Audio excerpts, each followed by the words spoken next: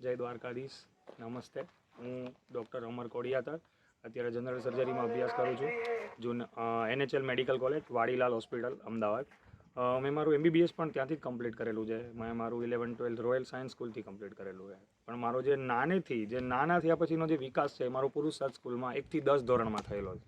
હવે તમે 1 થી 10 ધોરણમાં તમારો કેટલો મેન્ટલ સપોર્ટ જોઈએ, કેટલું તમને શારીરિક સપોર્ટ જોઈએ, પેશન્ટનું કોઈ બી અમે અત્યારે ડૉક્ટર છીએ તો અમે પેશન્ટનું જે એની જોડે બિહેવિયર કેવું છે, કેવું કરવું જોઈએ, તમારો ગુસ્સો કેટલો છે, શું કંટ્રોલમાં રાખી શકો, એ બધો જે અમારો બેઝિક પાયો છે, જે ઘડતર છે એ અમને આ શાળાથી મળેલું છે. હવે આ શાળા છે બરાબર એક મહાસંમેલન, એક ભૂતપૂર્વ વિદ્યાર્થીઓનું મહાસંમેલન કરેલું છે 25 તારીખ, આવતી 25 તારીખના. તો બધાએ આવો, બધાએ જોડાવ અને અહીંયા આવીને જુઓ કે સંસ્થા કેવી રીતે ચાલી રહી છે, તમારી અહીંયા શું જરૂર છે. તમારી એક હાજરીથી કદાચ બીજા લોકો એમાંથી 2 શીખ લેશે. તો તમે બધા આવો અને વધારેમાં વધારે લોકો આવી અને આ શાળાને નહીં, તમને ખુદને સપોર્ટ કરો, તમારા ફેમિલીને સપોર્ટ કરો, એને શીખવા માટે, એના ઘડતર માટે શું જોઈએ છે એ અહીં આવી અને સર અને જે આખો સ્ટાફ કરી રહ્યો છે, જે શાળામાં ચાલી રહ્યો છે, આવો અને બધાએ જુઓ. નમસ્કાર. મારું નામ કોડિયાતર નિલેશ કરણાભાઈ છે. હું અત્યારે હાલમાં civil hospital Ahmedabad BJ medical કોલેજમાં અભ્યાસ કરું છું. મારું MBBS ત્યારે હમણાં પૂરું થયું છે. 2016માં હું પુરુષાર્થ સ્કૂલમાં 8, 9 અને 10 ધોરણનો અભ્યાસ કરી ગયેલ છું. ત્યારે સર અમને એમની બધી એક્સરસાઇઝ બધું કરાવતા હતા અને બહુ વહેલા ઉઠાડતા એવું બધું કરાવતા. પણ ત્યારે એટલું અમને એવું ખબર નહોતી પડતી કે આ શા માટે જરૂરી છે એમ. પણ અત્યારે મારી ફિઝિકલ ફિટનેસ છે, મારે મેડિકલમાં જે હું ગયો છું, મને એમ ખબર પડી કે યોગા સર જે કરાવે છે એ બહુ જરૂરી છે એમ. ત્યારે ખબર નહોતી પડતી કે આ શા માટે કરાવે છે. પણ આગળ જતાં તમને એમની આગળ ખબર પડે છે કે તમારું બધું મેન્ટલી ગ્રોથ, તમારે ફિઝિકલ ફિટનેસ બધું પણ જરૂરી છે એમ.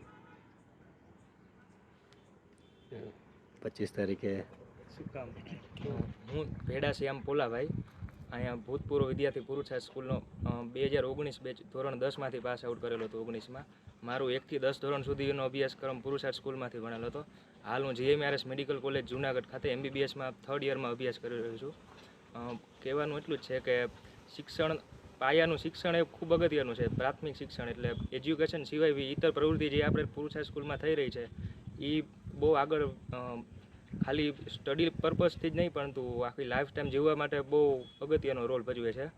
ને મારા એક્ઝામના અંગત કારણોસર આપણે 25 તારીખના કાર્યક્રમમાં હાજર રહી શકવાના નથી, એના માટે સોરી સર. આજે એડવાન્સમાં આવી ગયા? આજે એડવાન્સમાં મળી ગયા. Thank you sir. છેલ્લા 2-3 દિવસથી સતત ભૂતપૂર્વ વિદ્યાર્થીઓ, વાલીઓ અને શિક્ષકો મળવા પણ આવી રહ્યા છે. એટલા માટે કે આ 25 તારીખે એમની કોઈ ને કોઈ જગ્યાએ ગવર્મેન્ટમાં ડ્યુટી છે. એટલે એમને એટલો બધો ઉત્સાહ છે કે અમે એડવાન્સમાં ત્યાં જઈ આવીએ અને મળી આવીએ. આજે જ હમણાં જ 3 ડૉક્ટર મિત્રો MD અમરભાઈ, નિલેશભાઈ અને શ્યામભાઈ એ હમણાં જ ગયા. એને બધાને આટલો બધો ઉત્સાહ છે કે આ અમને એક મોકો નહીં મળે અમારી રજાઓના કારણે, પરીક્ષાઓના કારણે, પણ અમે આજે અહીંયા અડધો દિવસ વિતાવ્યો એનો ખૂબ જ આનંદ છે. અને ખૂબ સંસ્થા વિશે જાણીને આનંદ થયો કે અમે જે સંસ્થામાં ભણ્યા સંસ્થા આટલું સરસ રીતે કામ કરી રહી છે અને આ લેવલ સુધી છે. અને એના માટે એ પોતે પણ કાયમ માટે સંસ્થા સાથે જોડાયેલા છે. આમ તો જ્યારે વતનમાં આવે ત્યારે એ જરૂર સંસ્થામાં આવતા જ હોય છે, પણ આ 25 તારીખમાં એ લોકો નહીં પહોંચી શકે. એમને દુઃખ હતું, પણ જવાબદારી મોટી છે એટલે કાંઈ વાંધો નહીં, એ એમનો શુભેચ્છા સંદેશો આપીને ગયા છે.